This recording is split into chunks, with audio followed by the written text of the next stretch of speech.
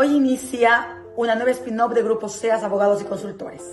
Su nombre es Ladiom Club, un espacio construido por mujeres para mujeres que inspiran, con historias fuertes, con historias de luchas y de fracasos convertidos en semillas de oportunidad para el éxito.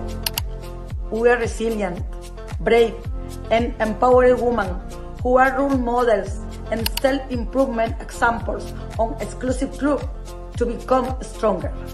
At Ladiom Club, you'll find a friendly atmosphere to accomplish your dream, where you can reach fluency in English, developing soft skills with highly effective outcomes. Language becomes a tool that helps us get closer and overcome fears and insecurities when communicating in English. Besides, as a member of Ladiom Club, you'll have the opportunity to participate in remote and on-site activities, tell your stories and podcast episodes, and know and share new concepts such networking, lobby, and other aspects. Ladiom Club es un grupo de selección exclusiva de sus miembros, quienes también tendrán la posibilidad de acceder a sesiones personalizadas de adquisición del idioma, con coaches de alta trayectoria quienes evaluarán tu nivel y utilizarán las estrategias de aprendizaje necesarias. Now you know more about our club. Join us and let's reach our goals together. Ladiom Club, where histories bloom, English flowers.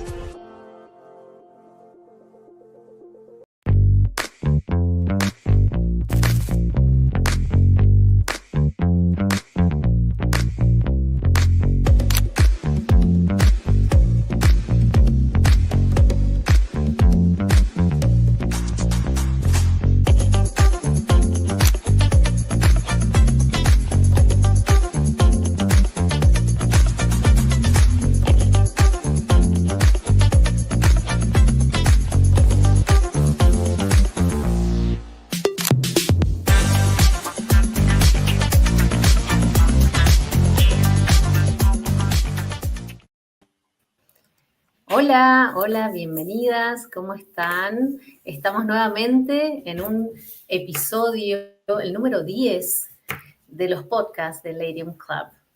En realidad estamos súper emocionadas porque arrancamos la temporada 2025, por eso nos tomamos este tiempo para empezar con todo y con sorpresas y con muchas novedades. Hoy tengo el placer de estar con Lourdes del Amo, abogada española, especialista en mediación y mamá de 2 adolescentes. Hola Lourdes, ¿cómo estás? Hola Ana Laura, buenas tardes a ti y buenas tardes a todas las mujeres que están asistiendo. Bueno, muchas gracias. Bueno, y hoy vamos a tocar un tema re interesante que me parece que nos convoca un montón a todas las mujeres, porque tiene que ver con las conversaciones, la comunicación, el hablar. Hablamos un montón, es nuestra manera de transmitir y conectar. Entonces, ¿cómo abordamos conversaciones difíciles con asertividad y empatía? Nos va a contar un poquito, Lourdes nos va a enseñar algunos tips y bueno, me parece que todas vamos a estar muy atentas. Okay, let's begin, Lourdes. So, the first thing I want to know is, what's the meaning of being a mediator? What is that? Okay, well, first of all, I want to be grateful for inviting me in this club, in this podcast. Okay. So, answering your question, I can see that mediator is a qualified professional who manages the mediation process. Is a neutral third party whose main mission is to facilitate conversation and communication and help people or the parties to reach a mutual agreement if they want it. And there is a several difference between another alternative dispute resolution process that in English is known through the acronym ADR, okay? And mediation is a formal process regulated in law, And in contrast with arbitration and huge procedures, mediation is an autocompositive method. In what that's mean in people, the parties or people, the parties in the procedure reach the agreement with help the administrator, the mediator, with their will. Okay, that's great. So it's a very peaceful way to reach agreement instead of going to trial. Yeah. In contrast, because this is an autocompositive method, and the procedure, the judge proceeding or process, judicial process, are heterocompositive. Okay, that's mean that the third party, the judge or the arbitrator, make an issue. I don't know what is the exact word. An issue that is a binding ruling for people. Okay. Obligado a cumplir. They are forced to, forced to accomplish. So even when it is a very peaceful procedure, you mean that the parties involved are forced to accomplish or are forced to follow all the steps that the mediator says. Yes, that is. Okay. Is it something popular that happens in Spain? I mean, is it popular around the world? Is it popular here in this country? What can you say? In Spain, it's not a very real culture to decide to make a mediation procedure. It's not a very real culture in our ways to resolve our conflicts. But now there is a new law, fresh law, because it's published in the 3rd on January. Okay. And that implies that people before make to make a demanda, A sue? needs to make an ADR previously, in which there is a mediation for involved. I mean, in any case, every case you go through mediation. Not every, but in regular, in the most main procedure, yes. Okay, that's There is interesting. an exceptions, but it's a technical. Yeah. Okay, so now that we understand what it means and the difference between your position and that of a lawyer, we can continue talking about this mediation. How can you apply these specific techniques that you use when mediating of assertive communication in your everyday life? You know techniques, you know rules, you know how it works as a mediator. But what about everyday life? Is it possible to apply them? Okay, it's not impossible, but it's in my case, it's I think it's a path that you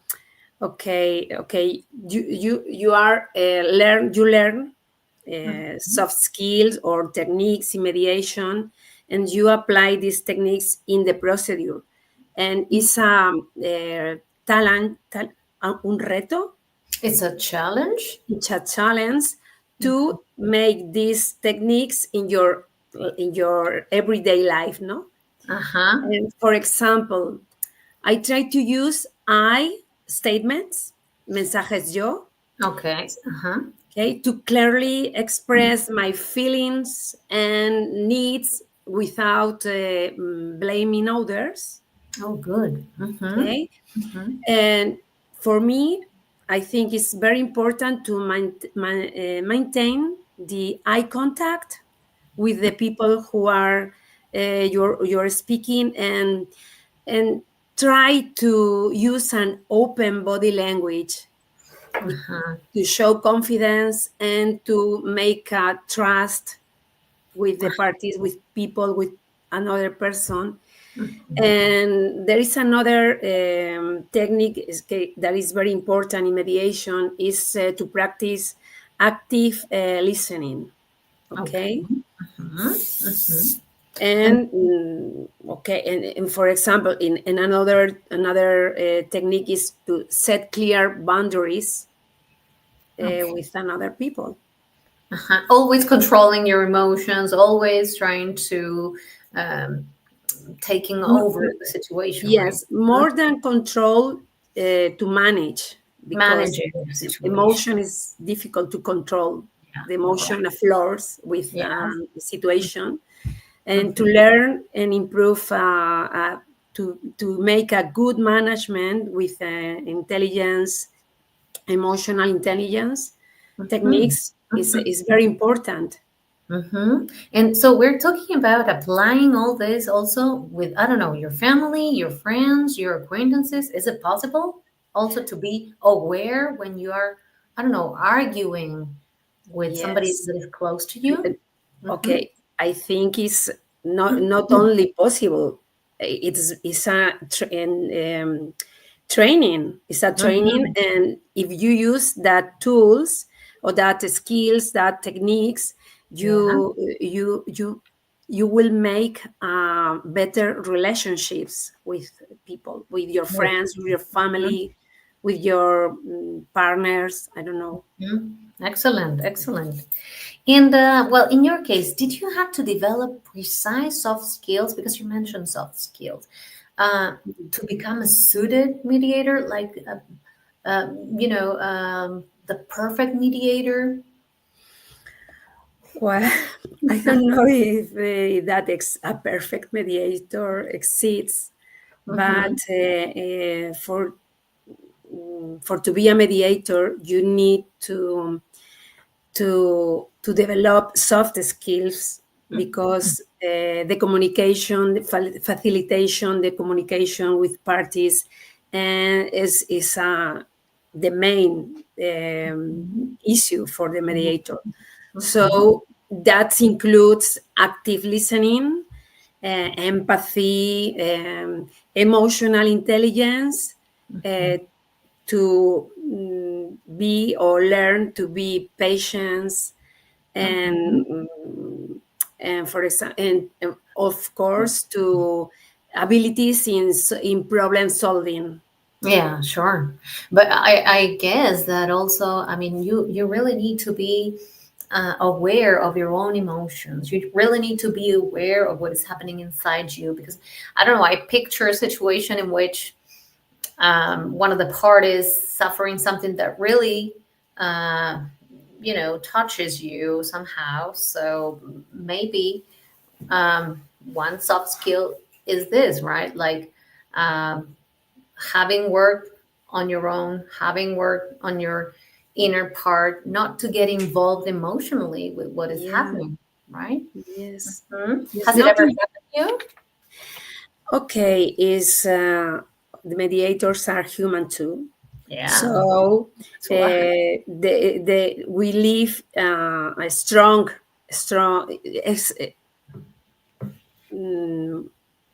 Several times you can leave a strong emotion from the parties. For example, how do you say ira? I didn't remember.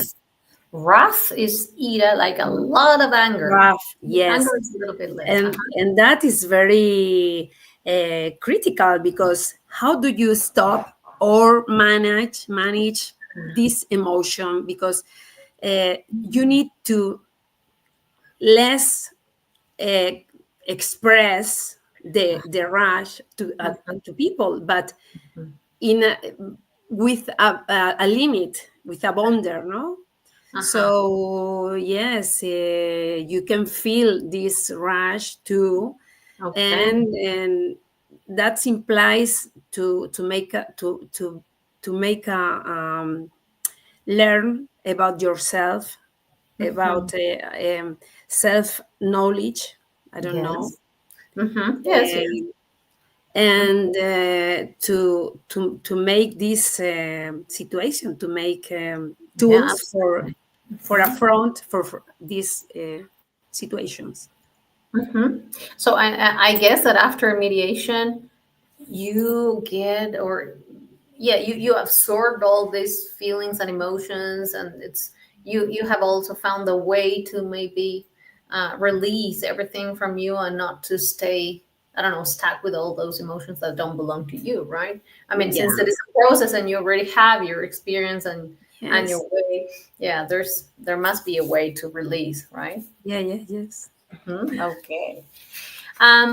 So let's talk about English. What about English in all this context? Is it important if you want to transcend, borders? If you want to go beyond what you do, maybe here in Spain? How do you feel about that? Well, I think English is crucial for everything, because it's the language for traveling, for commercial or trading. I don't know what is the appropriate word. And it's very important. It's a tool that can open doors in anywhere, anywhere in the world, even in Spain. Because I was thinking in a case, for example, foreign company, a mediation between a foreign company and Spanish company.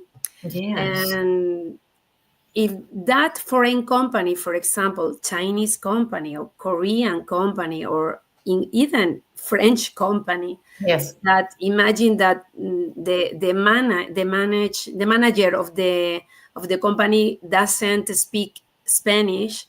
For the mediation, it's very important that parties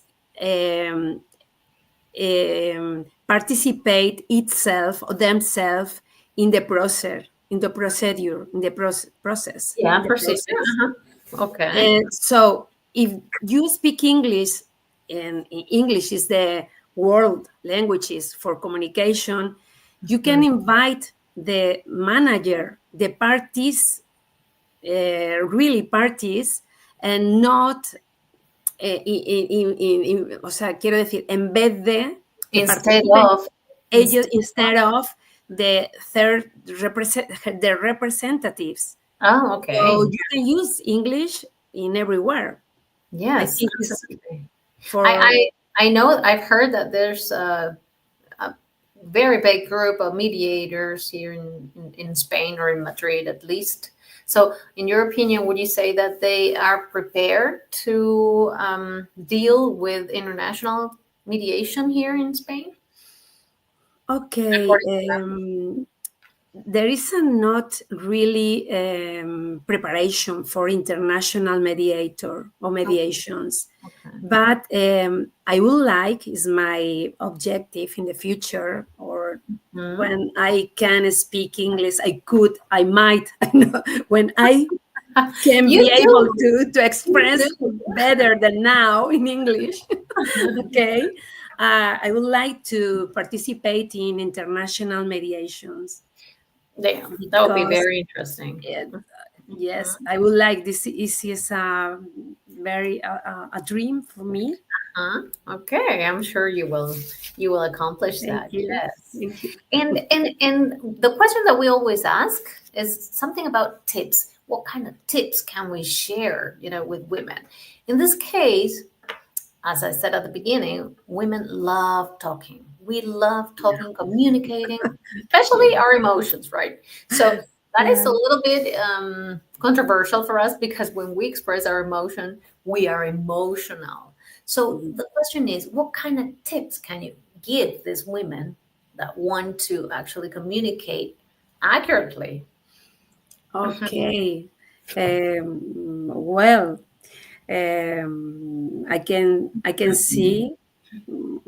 I can say in first. For example, I believe, or I believe that you, or women, must believe in their opinion, in their voice. Yeah. Okay. Because this belief contribute to make a value for their opinions. And it's very important, for example, prepare and organize the ideas before speaking. Okay. Because if you are prepared and organized, you can make a good voice and a good opinion in every conversation.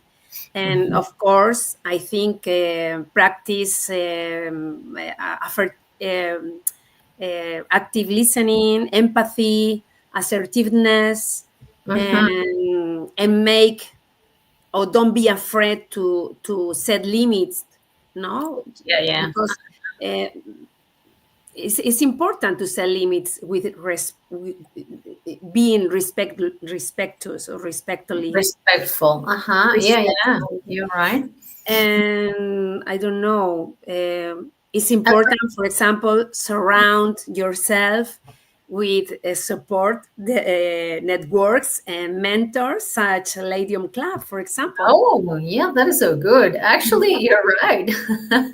We learn all the time from each other, and there are so many different kind of women, a huge variety of women who have their own emotional background, and we have failed and learned, and we want to contribute with our experience. So yes, that's a great way. Thank you, Lourdes. Well, it's amazing. I mean, I could ask you so many things, about this. But I would like to know if there's somebody from the audience asking something or maybe saying something, And we have Andreina. She speaks in Spanish. She says, excelente intervención. Tengo una consulta. ¿Qué recomendarías para poder tener paciencia y empatía en el momento de resolver conflictos? Creo que esa parte a veces es un reto. Por ahí un conflicto espontáneo, no el que tengo tiempo para prepararme, ¿no? Okay. ¿Qué responderíamos, Lourdes?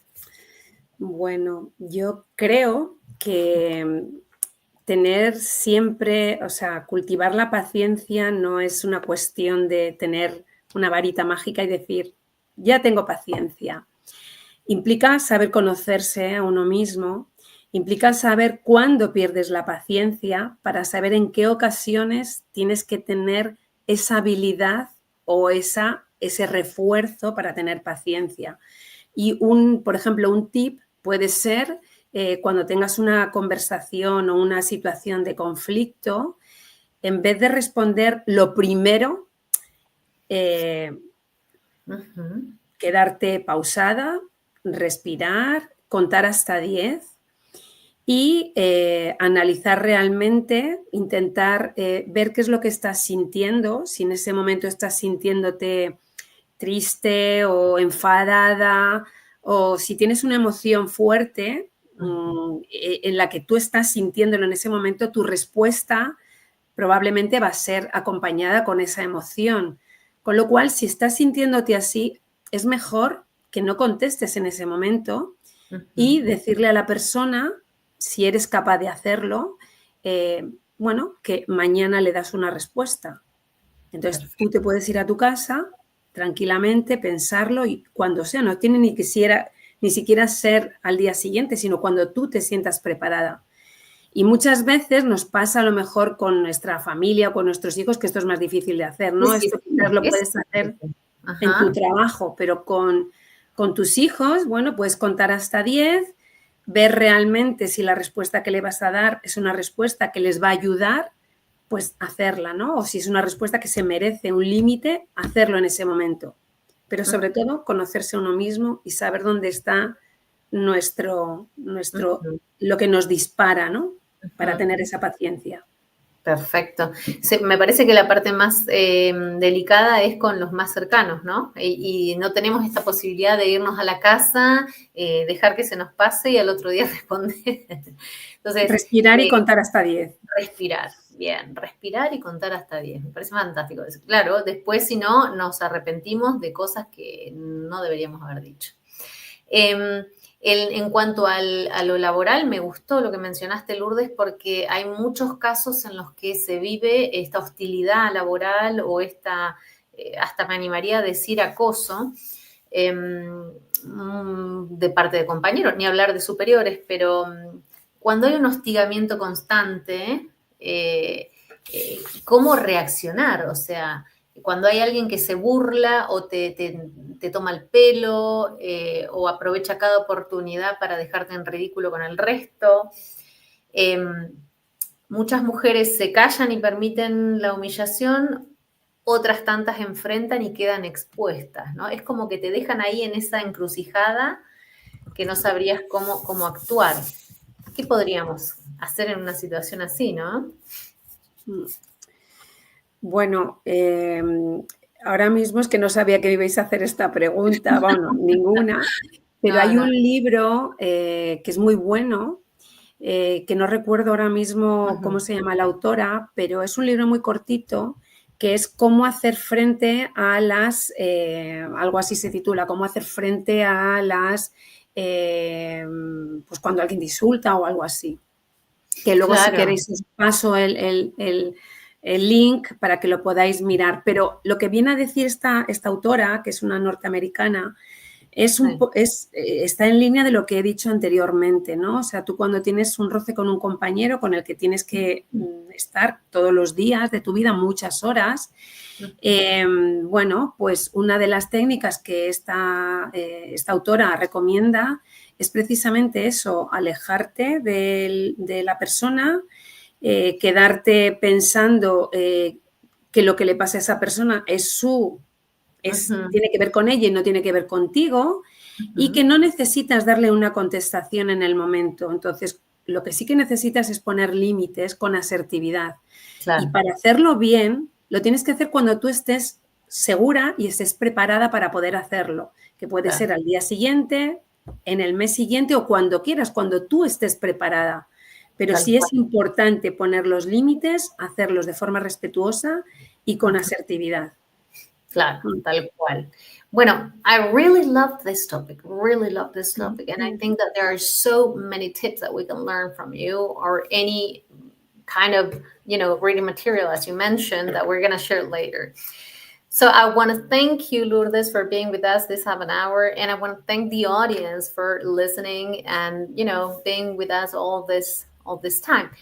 We're going to see each other in just 1 hour in our circle of women. So thank you very much, and see you in 2 weeks' time. Bye-bye. Have a nice day. Thank you. Bye-bye.